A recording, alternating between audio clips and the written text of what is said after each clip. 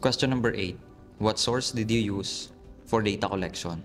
Gaya ng sabi ko nung nakaraan, hindi dapat matigil yung pagsagot mo sa mga questions na kagaya nito sa kung ano lang yung tinatanong sa'yo. Hindi naman pwede na pag sumagot ka ng sino yung respondents mo ay sasabihin mo lang talaga kung sino yung respondents mo. Mas magiging maganda kung i-extend mo yung sagot mo sa pamamagitan ng pag-mention ng dalawa pang key element ng research. Una, yung research instrument or yung mga tools na ginamit mo para makuha yung data from the source of the information. At yung pangalawa, yung mga steps na sinundan mo or basically yung data gathering procedure na ginamit mo.